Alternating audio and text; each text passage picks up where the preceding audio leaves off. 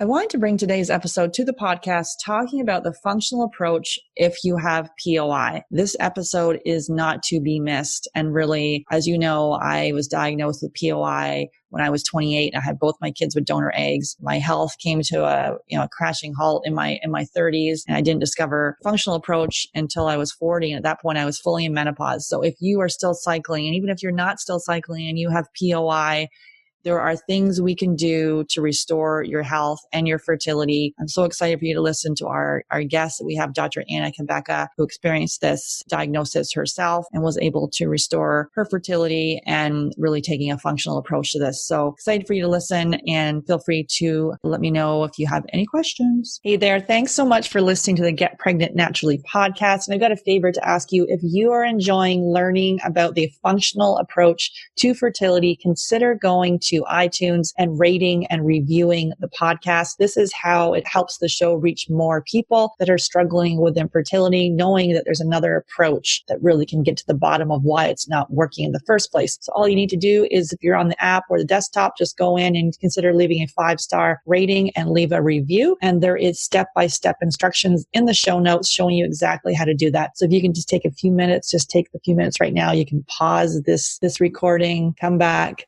leave the review. It would really mean the world to me and help others that are on the fertility journey as well. Take care. Hey there. I regularly speak with 5 to 10 couples per week who are struggling to have their baby. And although we want to help everyone, we only have 2 spots available per month to work with us. So the Supercharge Your Fertility Discovery call is for action takers, and really people who are ready to move forward so they can finally have their baby. And if you're not ready and you wait, the risk is you'll need to wait 2 to 3 months for a spot to open up. So if you're seriously considering working with us, go to Fab Fertile, FABfertile.com, and click on book a free call. Then you'll be all booked in and ready to spend 30 minutes to give you the action plan to getting pregnant naturally. That's Fab Fertile, FABfertile.com, and click on book a free call. One theme that keeps coming up with the couples in our Fab Fertile Couples Coaching Program is sleep. Whether it's insomnia, having a hard time falling asleep, waking up at night, or feeling tired when we wake up, sleep is critical for fertility and hormones. And that's why I'm so excited to have Blue Blocks as our podcast sponsor. So we're exposed to blue and green light from our phones, our tablets, our computers, indoor lights, and more. And this exposure impacts our melatonin production. And melatonin is essential for both female and male fertility. It helps determine the frequency and duration of our cycle and impacts sperm. There's lots of blue light blocking glasses on the market, but the ones from Blue Blocks, they've actually compared other popular brands, and Blue Blocks block 100% of blue and green light, while other brands fall short. So I have their sleep glasses. They have red lenses, and the ones I have are a little translucent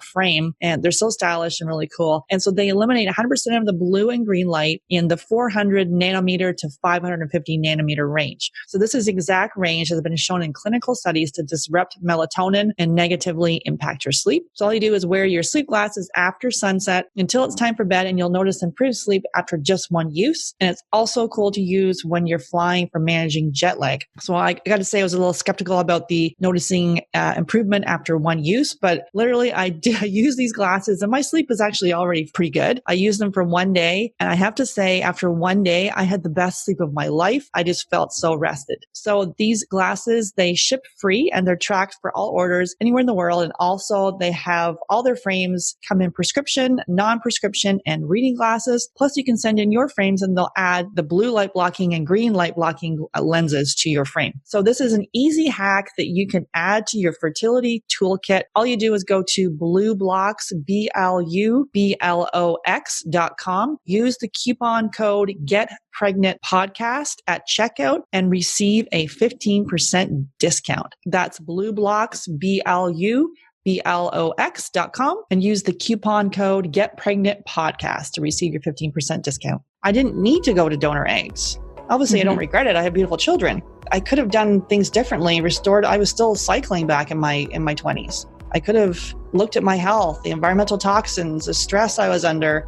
Many women are being told their eggs are too old. That's often merely an assumption that's not based on actual evidence. The reason being that there is no direct test of egg quality. You can't test egg quality. It's the man who's got a food sensitivity or he has a zinc deficiency. Like there can be a root cause to these symptoms that are, quote unquote, period problems, that the doctor will pass you a pill without any question of why. And some part of you knows that if you can reframe your journey from not one of struggle, or if it is struggle, learn how to embrace the struggle. Learn how to embrace it. Most conditions in the child occur during the 9 months of development. It's the genetic switches are turned on or turned off, and they're pre-programmed. So you are in such a powerful, amazing position to do amazing things for your kids. Why is IVF the first step? Because we believe it should be the last step. Welcome to Get Pregnant Naturally, where functional medicine and natural fertility solutions will help you get pregnant and have your baby. Hey there, I'm Sarah Clark, founder of Fab Fertile and your host. I believe the functional approach is the first step for anyone struggling with infertility, and my aim is to help you get pregnant naturally. Today I'm welcoming Dr. Anna Cabeca to the podcast, and we're digging into how to heal naturally if you have premature ovarian insufficiency or failure. Dr. Anna Cabeca is an internationally acclaimed menopause and sexual health expert, global speaker, and pioneering promoter of women's health.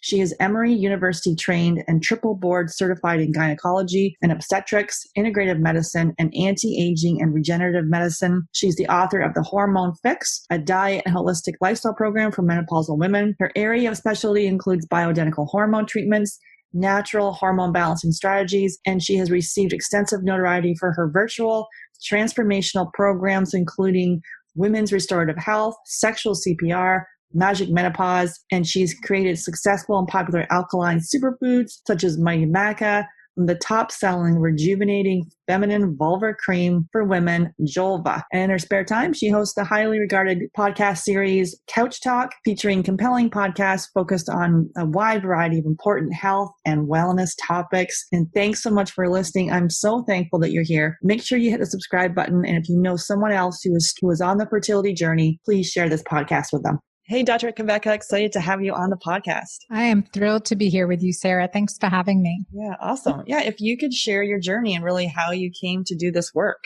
Well, it has been a journey, that's for sure. And I've always loved women's health. But in early 2006, I found myself post-traumatically diagnosed with infertility and early menopause. And here I was, Emory University trained gynecologist and obstetrician. I've helped thousands of women get pregnant and have healthy pregnancies. And there I was with my doctor's bag, just completely empty. Everything I tried didn't work. I had failed the highest doses of injectable fertility meds. And it was devastation for me. It was devastation upon devastation.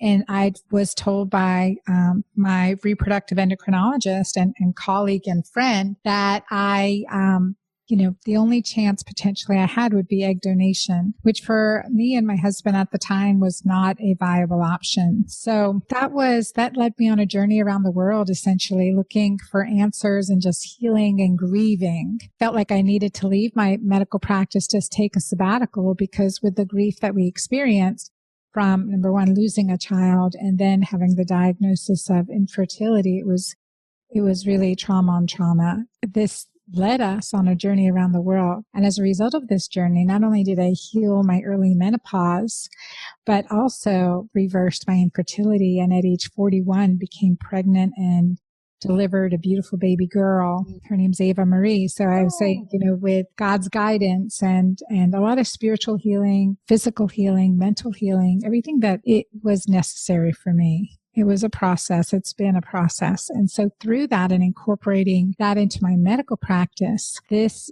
gave me a new perspective and a passion to really empower women to heal their body naturally as much as possible. Yeah, I love that. Thanks so much for sharing your journey with that. And yeah, my daughter's name is Ava. So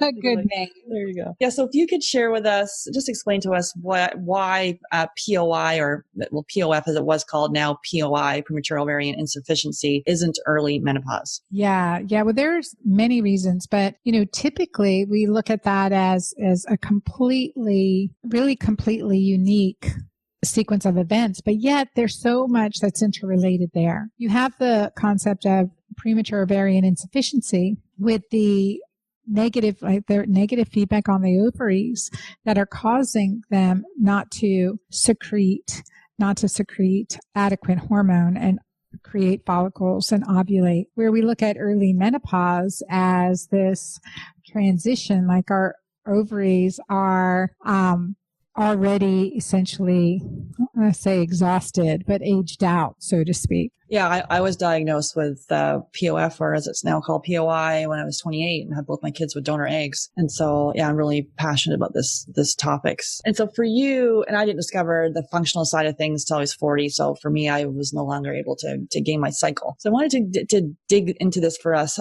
So menopause is said to have started when there's no period for 12 months. Why is this not the case for POI? And is it possible to restart the period again? Yeah. Now, this is an area that's really fascinating when we're getting into this terminology, because working with women who have been in menopause, right, or have been diagnosed with menopause, or have had, even in their 40s, they've been 2-3 years without a period, and all of a sudden they start cycling again. And so, okay, we're menopausal, not menopausal. And for me too, it's been like age 48. I would call that my second menopause, right? 39, I had early, premature ovarian insufficiency / early menopause. And then, at 48, I went approximately a year without a cycle again. And then I thought for sure if I reversed that, started having cycles again naturally. And then just recently I was like, okay, 12 months without a cycle. I am officially menopausal, and lo and behold, I had both all of my daughters home quarantined. They went through their first cycle. I'm like, if I don't have a cycle now, I'm not going to get another one. Went through their second cycle, everyone in the same house, like the dormitory phenomena. And lo and behold, I had a cycle. So I'm 54 and I can't claim menopause yet. Like what? It's like every 12 months. So the terminology is terrible. And the same with POI. And I'm sure you agree. Like this terminology is terrible because there's functional root cause that's going on at the HPA, the hypothalamic pituitary adrenal and gonadal axis, right? There's this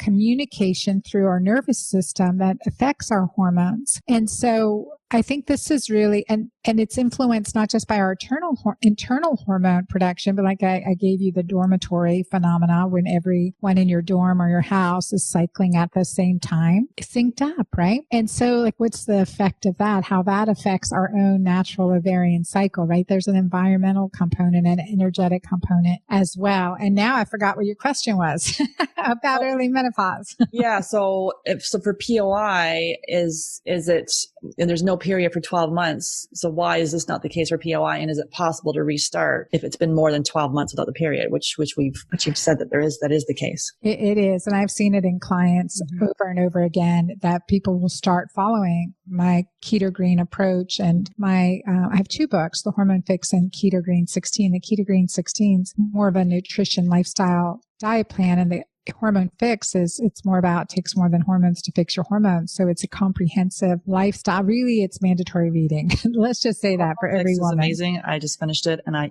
highly recommend it. And really easy to digest. And then all your recipes. I haven't tried the recipes yet, but you've got lots of recipes in there. But just how you lay it all out is just very, it's a complex subject matter, our hormones, and you lay it out in a very easy to comprehend manner. Well, thank you. And I think that's one of the things is that there's so many pieces that can affect our hormones. So we have our major hormones and our minor hormones, but the things that can affect them, endocrine disruptors, toxins, and stress. Stress is a big one. And this often is underlying pathology for both early menopause and POI. Yeah, it's interesting. So when I was diagnosed at 28, I actually would have said I wasn't stressed. I would have said I wasn't stressed out. But I know looking back that I was so like, I just always have vision with my, my shoulders up against my ears and just really very like a tense kind of person. It was just interesting. But, and then being diagnosed with POF or POI as it's called, I'll just start calling it POI. I didn't get a second opinion. I went straight to donor eggs. I was lucky enough to have on the first fresh transfer for both my kids, but it was two separate donors. And, afterwards, my postpartum period was really, really rough. And then both my kids' food sensitivities, I didn't figure this out until I was 40. And then I was on HRT and birth control for years. And then the cycle never came back for me because I was late to discover all that. So it's really on a mission. If someone's dealing with POI right now or low AMH or DOR, that there's things for us to dig into. So for you, getting this diagnosis, typically you'll get the diagnosis and like myself was given a brochure to the fertility clinic and told that the only way I'd have children is with donor eggs. And I happened to go there and was successful, but it's a very devastating diagnosis. So how are you able to stay positive? And obviously after the traumatic loss that you experienced there and then travel the world, like how did that even happen? How did you manage to? Yeah, no, that's a really good question. I think it was, for me, part of my healing was just keeping the earth moving under my feet, so to speak. And there's a old Buddhist saying that says, everywhere you go, there you are. Well, I will say I traveled around the world to figure that one out.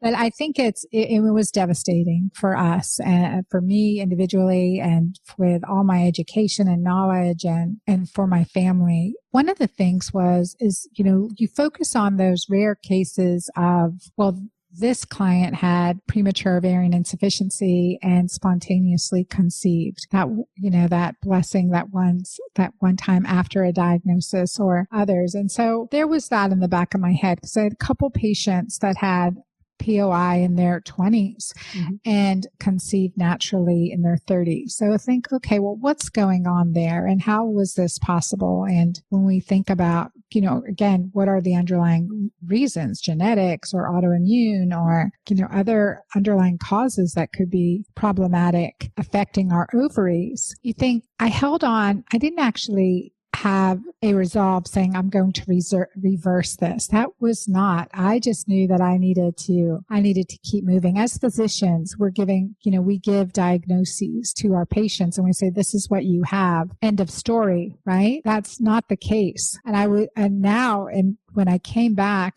having reversed my diagnosis, so to speak, it was that, okay, well, this is how your body is manifesting an underlying imbalance.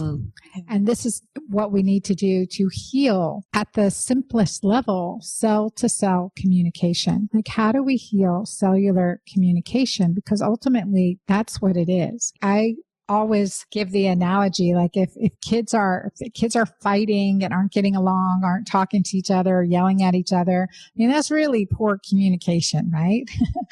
Versus when everyone's getting along and they're playing well in the playground or the sandbox, things like order is good, people are fun, there's harmony, whether, or consider a symphony. If you have instruments that are out of tune, it's not going to make beautiful music. That's the same with our body when there's cell-to-cell miscommunication, and that could be mineral insufficiency, that could be inflammation, that can be abnormal or metastatic cells, that can be from communication higher up, from traumatic brain injury, trauma, or traumatic stress and burnout. Like, those are all situations that aren't in our head, right? It's has a physiologic manifestation. And I think it's important to look at that and understand that. For me, it was just being curious. Well, how can I be healthier?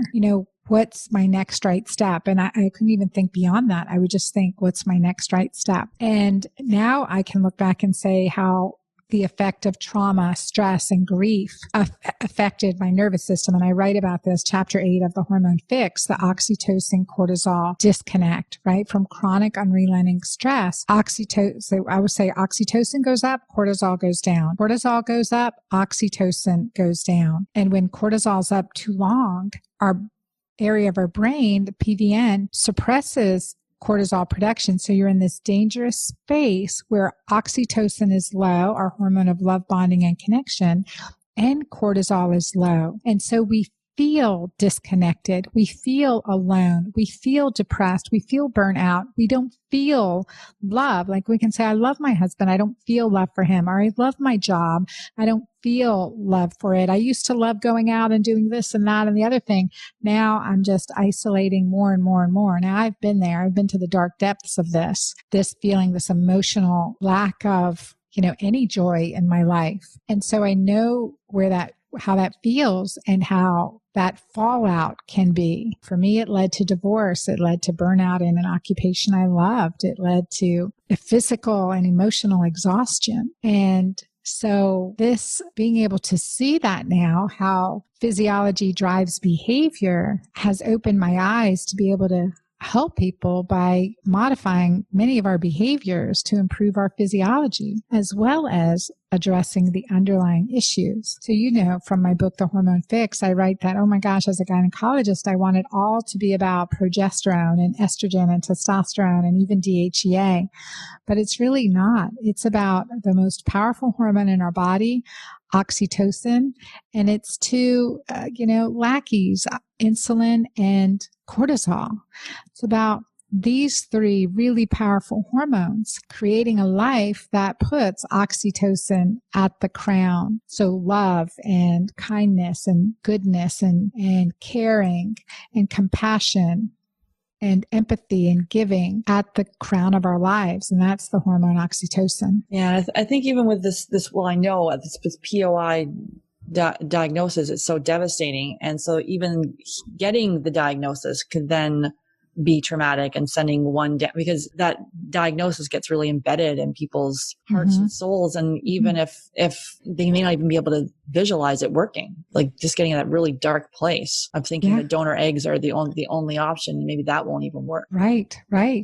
And I had a client who is 46 years old. She was a producer, and she had as a single woman, didn't find yet, still, looking, but didn't find the man she wanted to have children with. So she had frozen eggs. So she went through before I stepped in, she had gone through 6 failed cycles of IVF with her eggs and donor sperm in this situation. And here she was 46 years old. And she said, I have 3 fertilized eggs left. I have 3 fertilized eggs left, or, embryos. And so I said, well, let's just do a few things first. I'm going to make you get keto green. She's like, I'm living in New York City. I've never even cooked in my kitchen once. I'm like, well, at least make some bone broth. Really, really easy. You can do it. So how to make bone broth, how to really get into ketosis and really focus on the alkaline components of minerals and herbs. And so when she ate, she really focused on the combination, the very low carbohydrate, low sugar and alkalinizers, as well as, instead of just running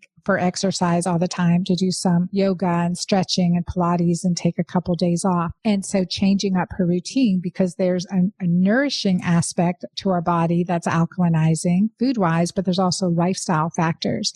So we have to manage cortisol.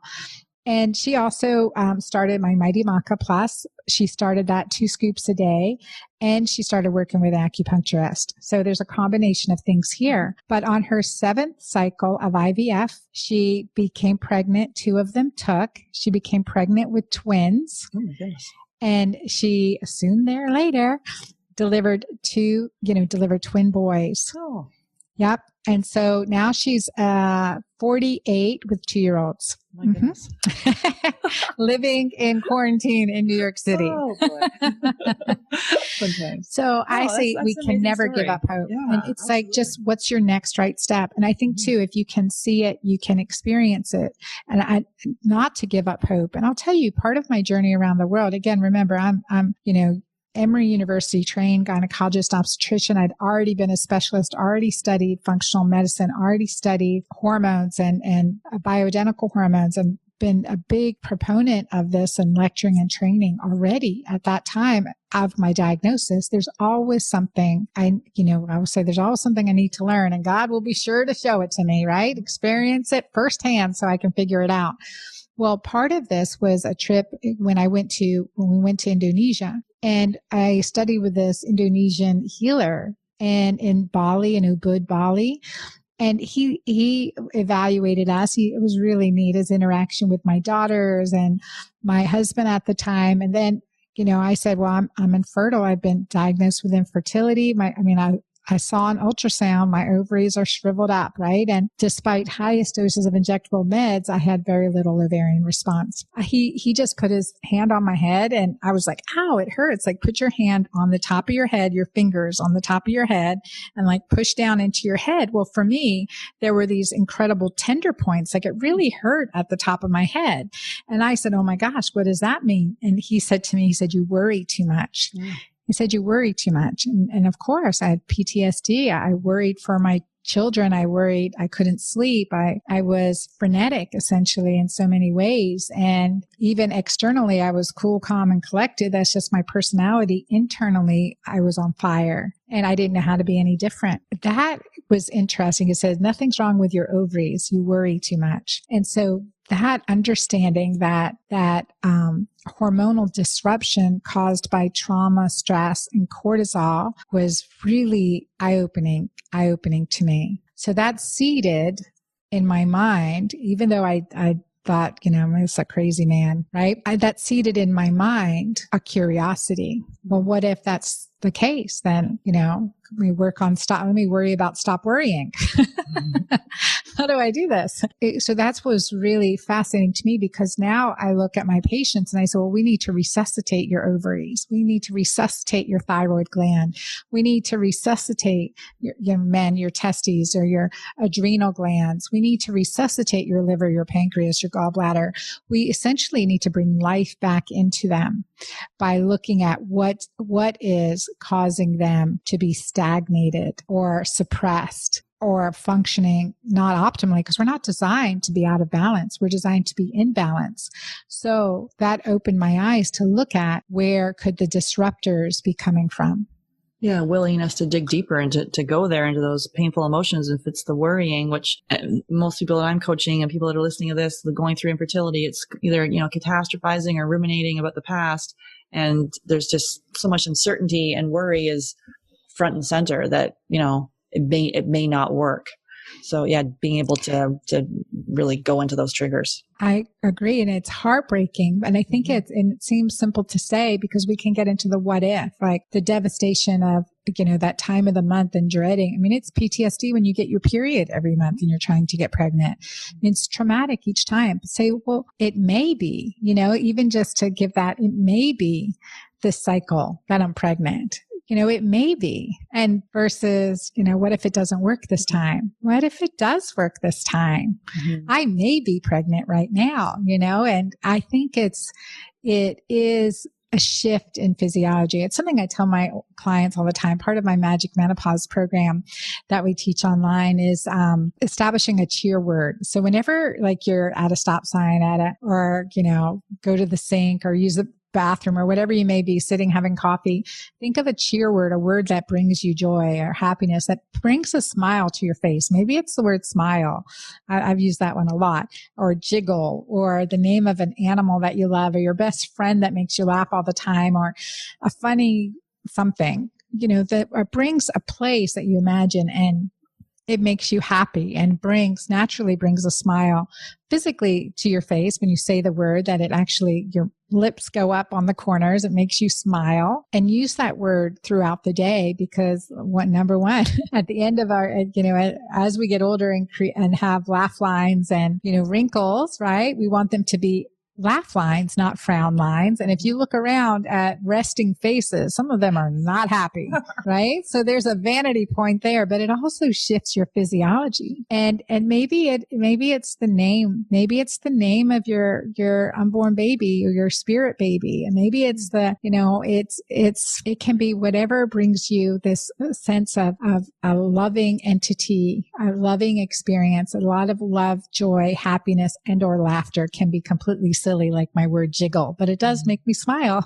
Yeah, it does. Just visualize something there. Yeah. So have a cheer word. I love that. Mm-hmm. And so what are some common issues that you're seeing with POI? Definitely there's the autoimmune issues, and there's a lot of depression and mood disorders that we see, but we also see, the whole hormonal insufficiency.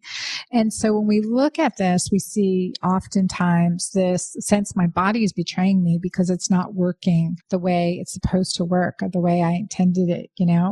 I planned for it to work. And this isn't, I feel like my body's betraying me. And so there's a psychological component to it that I often see. That's huge. That's real and needs to be addressed.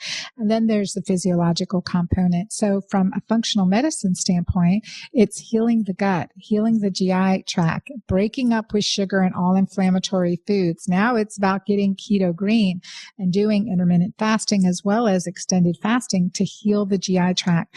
Part of protocol is to be on a daily probiotic. And that's really critical, getting to, and also supplements and nutrients to help support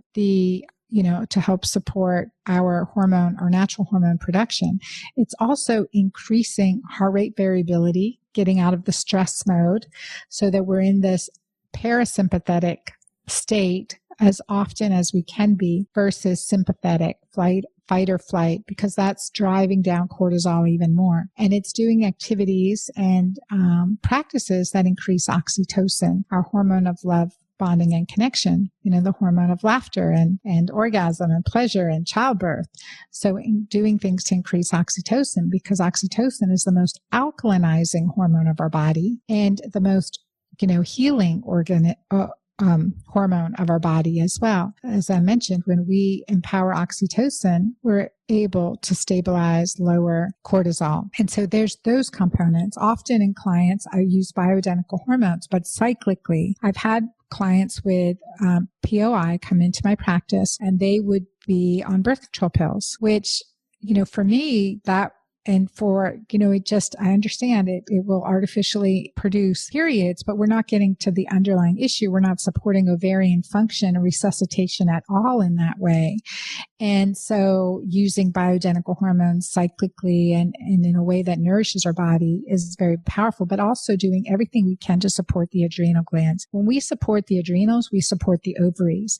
So like with my formula Mighty Maca Plus, the maca is adaptogenic plus the other ingredients, resveratrol, turmeric, quercetin. Quercetin increases CoQ10, essential for healthy ovarian production, and supplementing with carnitine and fatty acids like, omega-3s and gamma-linoleic acid, things like this to nourish the body and nourish ovarian production and cellular resuscitation. So again, working at the mitochondrial level to help support ovarian function, adrenal function, and ovarian function. Mm-hmm. Yeah, we're seeing a lot of either the food sensitivities, as you're talking about with keto green, and then we see gut infections, and then the autoimmunity. And we see a lot with either like Hashimoto's and POI. So what's your take on autoimmune disease and POI? And as you say, some of the there's several studies that are indicating that 1/5 of people with POI have an autoimmune disease. I definitely think there is a huge connection there as well. I think we have a lot more that we need to figure out too regarding this. And we think of autoimmune disease as exposure to antigens, right? Something that is attacking our body's own natural immune response and causing it to self-attack, right? And so with, for example, vaccines or, in sexual intercourse, from sperm, from semen, from, exogenous hormones or what we're ingesting from the food or toxins, pesticides, herbicides, how these can affect our body's immune system as well. It's complex. It's not clear. Also, there is a large emotional component too. Again, we can't separate our mental atmosphere from our physiological atmosphere. You watch a movie and you get scared. It's not real, but your body responds the same way. Your heart rate goes up, adrenaline gets kicked out, pushed out. It's a reaction. So knowing this, it's also like, okay, well, let's enhance our physiology. Let's watch, My Big Fat Greek Wedding, cause there's a lot of laughter there. That's a lot of oxytocin, one of my favorite oxytocin producing movies, but that powerfully affect my physiology in a positive way. And so real or perceived is devastating to the immune system. I don't know if you've interviewed her name. Oh my gosh, I'll remember in a minute, but she's done so much good work on autoimmune disease and sexual health. I will share her name. I'm trying to remember her name right now, and it's escaping me, but I will have to find her. She's out in Vancouver, Canada, or Washington State, up there in that Northwest Pacific area, somewhere out there. But, has done tremendous work on this area where autoimmunity is also so tied into emotions of shame, guilt, fear. And if you consider the kidneys and adrenals hold the energy of fear, there is something to this. Everywhere I went in the world, which I found was interesting, when I talked with traditional healers, from a Native American shaman to an Andean philosopher in Peru to this Indonesian healer I mentioned earlier, they said the organs hold emotions, the breast hold relationships, the liver holds anger, the kidneys hold fear, the pancreas holds guilt. And so it really is fascinating. We think about that traditional wisdom. And if the kidneys hold fear, well, the adrenal glands sit on top of the kidneys. So that energy is there, that energy of fear. So if we switch that and infuse love and laughter, oxytocin is the antidote, the antidote to fear. Love is the antidote to fear. If we look at that in this way and we think of the underlying physiology that could be affecting us, that's really a powerful concept. So there's so much more to it. I think we do need to look at the toxins and endotoxins in our environment. So detoxing prior to pregnancy, establishing healthy cellular health and gut health. For my clients, I had them do 21-day detoxes and sometimes longer before a cycle, preparing for pregnancy. If I was using fertility meds or doing intrauterine inseminations, anything that we might do, and also healing the vaginal tissue and creating a healthy vaginal environment as well, because sometimes, it's certainly infections, but a alkaline vaginal tissue is a barrier to good reproductive function. We need that healthy vaginal tissue and cervical mucus to be right? So that we have the mechanics of reproduction in place. So the sperm can enter the cervix into the uterus to the fallopian tubes to meet up with our egg. I think there's these several components I found sometimes just by improving vaginal, like in unexplained infertility, separate from POI, but in unexplained infertility, improving vaginal health, which also to improve vaginal health, you have to improve gut health, but this also improves fertility. But one thing that I really like to talk about is how the toxins, and this is why Keto Green really helps. We're really looking at what we're eating, but not just what we're eating, how we're living, how we're thinking. The alkaline foods are really important, but so are alkaline lifestyle choices like meditation, being out in nature. But there are many toxins in our food sources now. I write in my book about a mycotoxin called zearalenone that's in grains. It's in our livestock. It's in corn.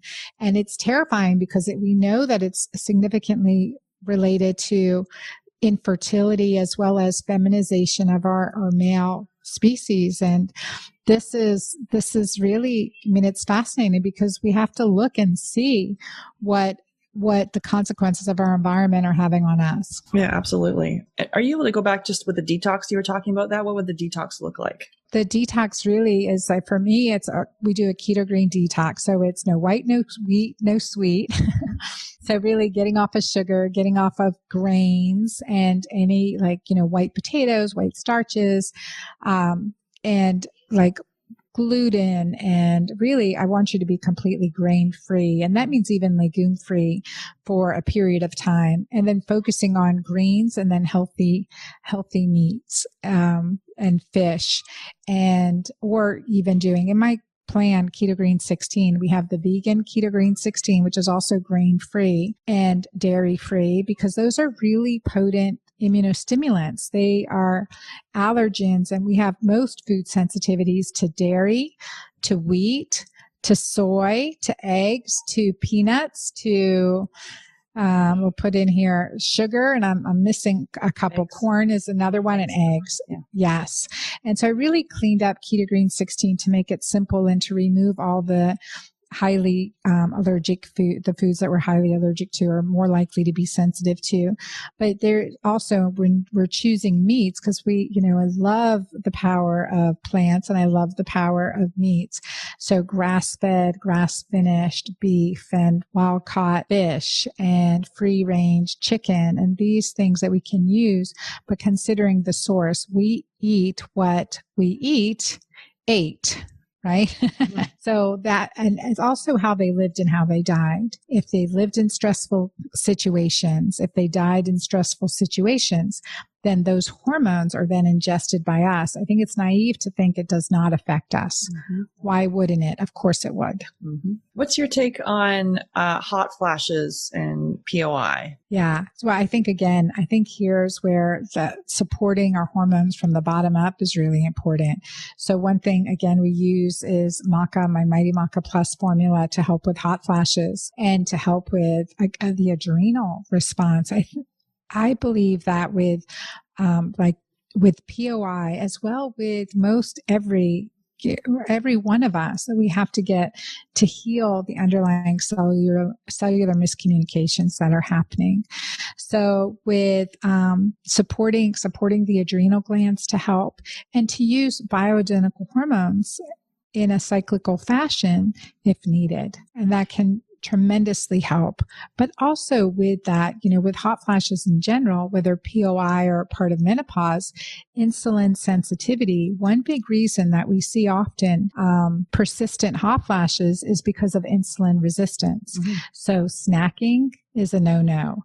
Like, we want 2 to 3 healthy meals per day, right? That's high quality fats, high quality protein, and very low carbohydrates, but using greens and herbs to help support the gut microbiota and help support our alkalinization, our micronutrients that we absolutely need. So with that, it will support our body's base physiology. And for me, I've had about a handful of hot flashes in my lifetime. And when I have, I can always say, well, I'd fallen off the wagon here, or was overstressed here, and, burning the candle at both ends, and your body knows. So just, so really tapping into healing the hormonals, supporting the adrenal glands. Yeah. And creating insulin sensitivity.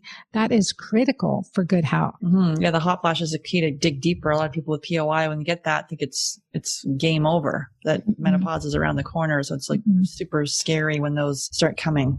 Mm-hmm. And so there's night sweats and yep. Mm-hmm. Mm-hmm. And what's your take on actually POI being an autoimmune issue to begin with, just by itself? I think there's still a lot we don't know. Mm-hmm. I hate to be vague on this, but with POI, I always think of it as, we call it premature ovarian insufficiency, but what's communicating with the ovaries? So our adrenal glands, our HPA axis. So I think it's complex. Certainly there appears to be an autoimmune component. So everything that we do to heal from autoimmunity, like for example, Dr. Terry Walls's Wall's protocol, right? That supporting our immune system, removing the things that affect our immune system is all going to help support our ovaries. Absolutely. And when would you bring in the bioidenticals? In clients that I've treated with POI, as well as my own diagnosis, I use bioidentical progesterone first. I use that cyclically first from after ovulation. Typically, if we would have ovulation on day 14 or not ovulating, but we'd like to ovulate, we don't want to inhibit an ovulation. So typically from day 14 through day 28, not having any periods can also, if levels of estrogen were really low, I used bioidentical estrogen, can use straight estradiol in a patch or a pill at, again, a low dose. So treating at a little higher than the menopausal doses. So substantial, healthy levels, but not enough to suppress ovarian function. Birth control pills suppress ovarian function, and we don't want to do that. We just want to support the ovaries.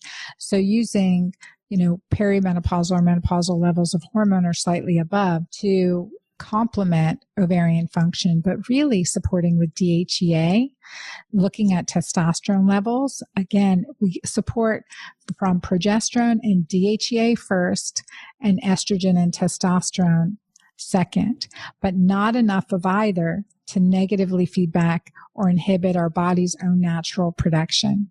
And that's the trick, because we want to support our bones, our heart, our brain, all of these things, but we can't, the answer is not in bioidentical hormones alone. We still have to support the adrenals, the immune system, the gut, the GI health. I can't emphasize enough how important it is to fix the GI tract, the gut. And I think sometimes the bioidenticals may be used just as a Band-Aid approach and not doing all the other work, whereas this is doing that in conjunction. And then using a compounding pharmacy or obviously someone that's familiar with this functional side of things. Because I think a lot of times people for POI, they are also, as you say, recommended DHEA.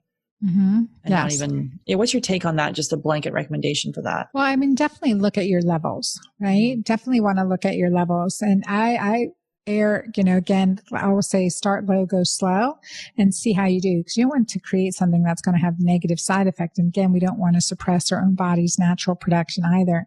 But DHEA, and I would start with herbals. So again, mighty maca, other adrenal adaptogens that help support your body's own natural DHEA production. So things that help support the adrenal, B complex, methylated, good quality B complex, vitamin C.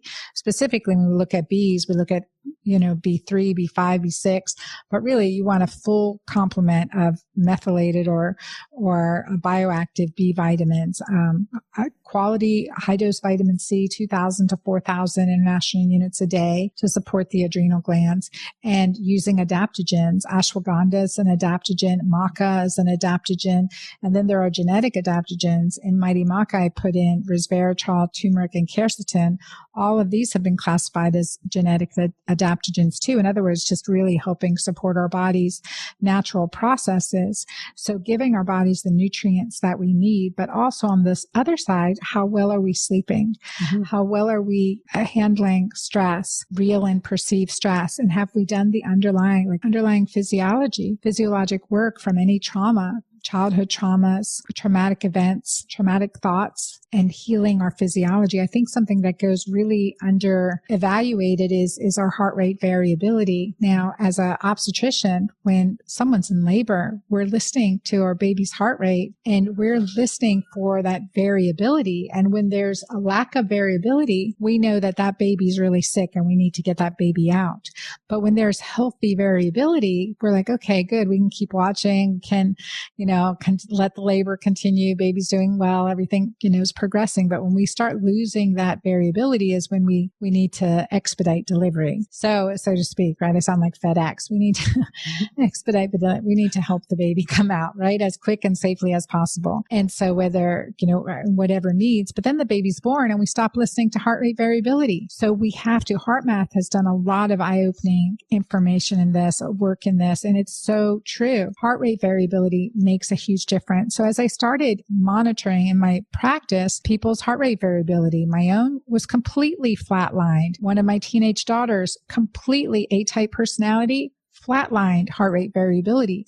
There's so much work that has to be done to increase sympathetic or parasympathetic tone to get in that state of relaxation.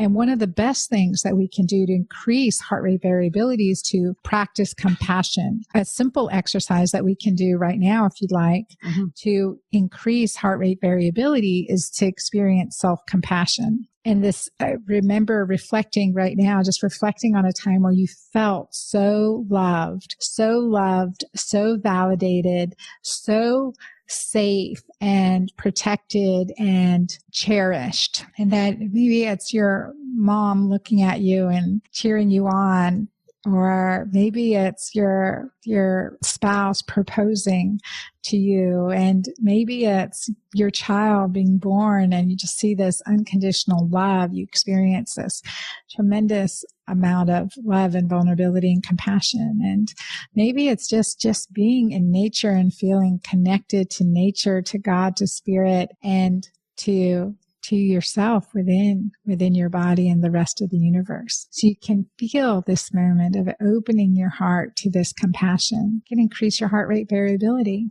I love that. Yeah, I love heart math. Do you use Muse as well? I have used Muse as well. That was something that really helped me initially work on meditation. It really, really helped me so much for focused meditation and just to get out of my head and to learn to practice. And actually, I get away from it for a while and then I go back and I'm like, oh, it's a continuous practice. Just like any exercise, you have to continually practice. I'm in an away moment at this time. It's been 2 months. I'm like, oh my goodness. And I need to get back, but I need to get back. All right, Sarah, we're committing. We're going to get back to it next. I have to say next week, because my Muse headband is in my house in Georgia. I'm in Texas right now. I'm going to do it. There you go. Yeah, me too. Monday. Yeah. Okay, we're going. So, so our last question here is we're going to talk about painful sex and vaginal dryness. So what can some symptoms around that and what can help? Yeah. So definitely as our hormones shift and our mucosal tissue of the vagina and our vaginal tissue, I mean, it's very, very vascular, but as it is really susceptible to hormonal changes. So if we're stressed for a long time, if we have gut dysbiosis, if we have hormone imbalance or hyperproduction, if we have low estrogen, testosterone, DHEA, progesterone, any of those hormones are starting to decline, whether it's from birth control pills or IUDs or stress or your natural aging process, or also let's add in toxic hormone disruptors like from tampons, pads, feminine hygiene products, all of those things, chemicals can affect the health of our tissue and we can experience dryness and discomfort. And with those changes, certainly the lack of enjoyment during intercourse, discharge after, urinary tract infections after intercourse. But one thing as we age and experience this, it's many women say, well, I'm just powering through because that's what my partner wants. That's what my husband wants. And we're just powering through and not having pleasure. Well, because of mirror neurons, they pick up on that. And before you know it, you're disconnected and neither of you are enjoying something you used to enjoy. And so, but if you have pain every time you do something, why the heck would you want to do it? Right? There's no way. And so I think that's really important to understand. I always tell guys, well, if you go to play baseball and every time you go up to bat, you get hit by the ball, I mean, you're not going to play baseball. And so it's a part of this physiologic change that occurs as we get older, as our hormones decrease, but it's imperative that we nourish our vaginal and vulvar tissue, just like we do our facial skincare regimens, or we take care of our body. We take care of how we nourish our body in general with food and nutrients and exercise. We have to take care of our pelvic floor with pelvic floor exercises like Kegel exercises, with, using, and I use bioidentical hormones, prescribed bioidentical hormones, or I created Julva from my own need to have a natural, clean, topical product that could give me, rejuvenate my vaginal and vulvar tissues, right, in my patients, to help them with a natural product that we feel good about using that has natural ingredients. And so I created Julva, which has DHEA, plant stem cells from the alpine rose, emo oil, coconut oil, and shea butter. And the combination of these ingredients has been just tremendously restorative to our pelvic floor and something we can use externally to get even internal results. The other thing too is leaky bladder. And I don't talk about this enough, and I really need to, because it's something we suffer from, many of us after childbirth or just with getting older, is like we're needing to wear a pad when we're exercising. I'm refusing to do that. So, needing to wear a pad, or when we cough or sneeze, leaking bladder, it's stopping us from doing exercises and activities we love.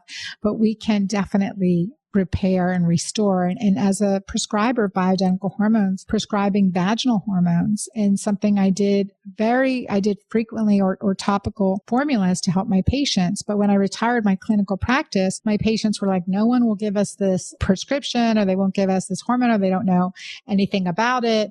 And I was determined to create something that was available to clients without a prescription, that was natural, clean, and effective. And so that's my formula, Julva. And I found it to be tremendously helpful, can help it balance the vaginal pH, can help with restoring your own natural moisture. Can definitely use it with intercourse, but it definitely helps using it daily to restore your own natural moisture and health and strength of your tissues. And my Julva has just arrived. I have not tried it yet. I will be trying it and reporting on the results. And so you've got here a free trial of Julva, and I'll have the link in the show notes. And what can they get with that free trial? Yeah, so they get a 7-day travel pack of Julva. So a little bit goes a long way. I use a pea-size amount daily, and you'll see a difference. So there's that Julva trial pack, and then we have the Julva tube, which is a 60-day supply. So one tube lasts for 60 days. I mean, it's concentrated, and 100% money back guarantee. So we have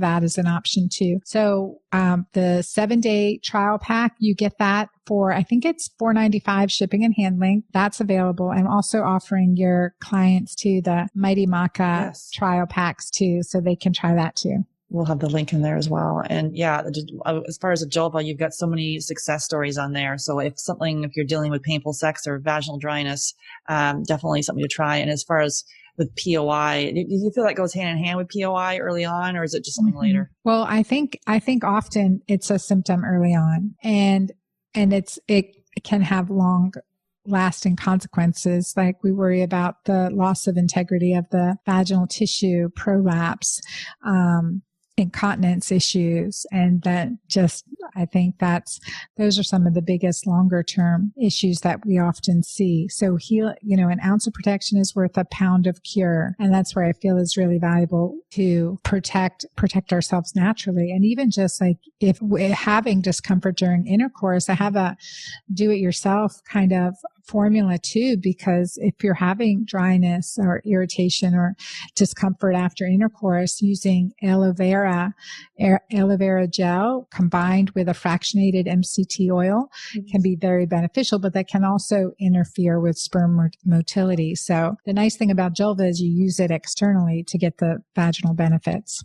I love it. So definitely check out all the links in the show notes for the trial of Julva and Mighty Maca. And thanks so much, Dr. Cabeca, for coming on, sharing your words of wisdom. This topic is really hard to find a lot of information on. So to get it from someone who's with your experience, also your firsthand experience and your experience as a physician in this field for years, I really thank you so much for coming on.